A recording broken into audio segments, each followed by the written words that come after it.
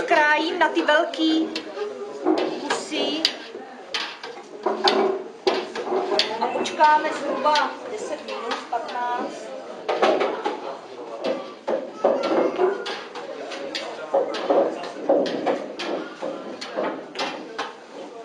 A už víte, že se tady odděluje syrovátka a mělo by se teda pomalit, se z toho nejpočet. Nemělo by se nikdy přeznat, spěchat, zpracovávat rychle. Jo, ale vy určitáte protah, se to na sebe navazuje, žádná Vánoce, vidíte jako chvírovej. No, určitě ne, přijít šup. A teď počkáme tak 10-15 minut, než se to se oddělí od sebe. Vlastně my postupně oddělujeme syřadinu od syrovátky. Když jsem zvykla 50 a 100 litrů zpracovat, takže já to mám v ruce, já dám ruku do toho a vím, že to má stupňovat, protože denně dělám. Ale je hodně dobrý to promíchat takhle ze strany, že vidíte, dole jsou velký kusy.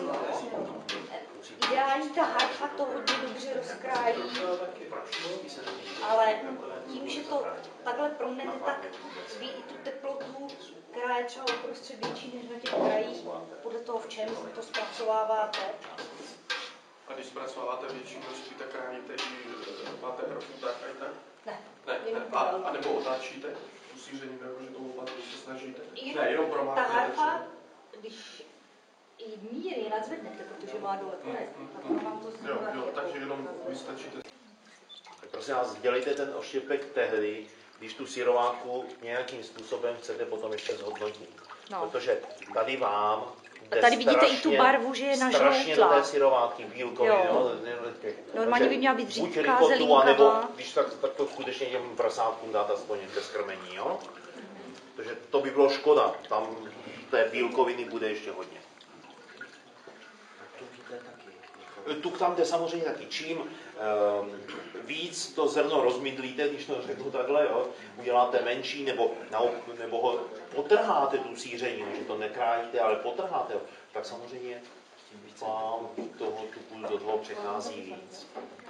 Jo, takže jde o to, co nejvíc syrovátky ven a všechno ostatní, aby zůstalo. No tak, když dělám sír, tak ano, že? A pracovat při tom krájení o tom je. v teple, jo? Zpracovávat to furt v teple.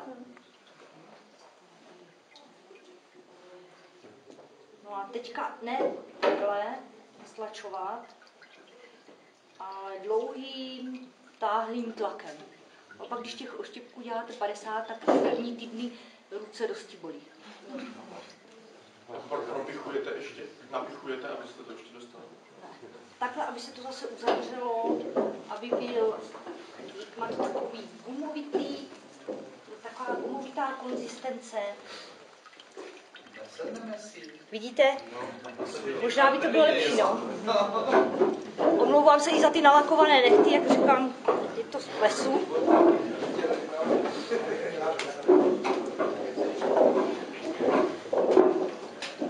Slováci u toho běžně sedí dokola, 3-4 chlapy a zpracovávají to. Na knedlíky třeba, jak byly, jo, aby to bylo nad tou vodou, ten pařáček. Dát je na to a prostě jako povařit to v tom papíňáku. Přece jenom tam je o pár stupňů ta teplota vyšší, jo, tím, jak se tam drží to. Ty byliny, které se do toho ano, jasně, ty byliny nebo koření a tak dále. Jo. Dát to, nechat to třeba v nějakým sáčku trošku, to by mohlo vyjít, jo, něčem, aby se to nedostalo, abyste to zase nevymáchali v té vodě vysloveně, jo. Spíš aby to bylo v té páře, protože nechcete o ty... Ale to rychle musí přijít do Teď tě poprosím, že se studenou vodu. Takže vší silou, hlavně ty kraje v těch formičkách. Ta horká voda, to teda, abychom to dokázali odmluvit rukou, jo, bez opaření. Horká, to, jo. Co snesete? No, Horká voda, co snesete? A ještě se chci zeptat na teplotní poměry, teda 39 stupňů bylo při tom zasíření a pak se to drželo. Drží se to tady v tom dvouplášti vlastně. Takže to nechladne, Ne. ale pořád. No, nesmí vám vlastně při tom zpracování chladnout ta sířenina pod 32 stupňů. No, tak to je asi to, kde jsem dala Pak když to dá na to sítko do udírny, tak stejně ten vršek ten spodek srovná. Já myslím, tu výtlaku ještě. Až za chvíli. Jo, aby to víš, co, to vymačká rukou.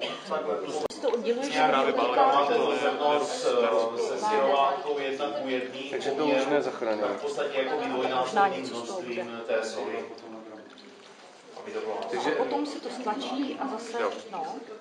takže ta chyba byla nechat to odkapat. Ale v čem to odkapání je jiný, když jako ty tady taky jako... Máme tady tu horkou vodu? Teď udělají si. Že, A i s hrncem, teda poprosím.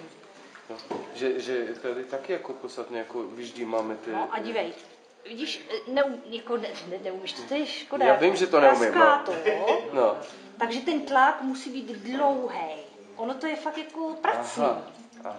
Ono potom, když někomu lisknu, tak to ví, že?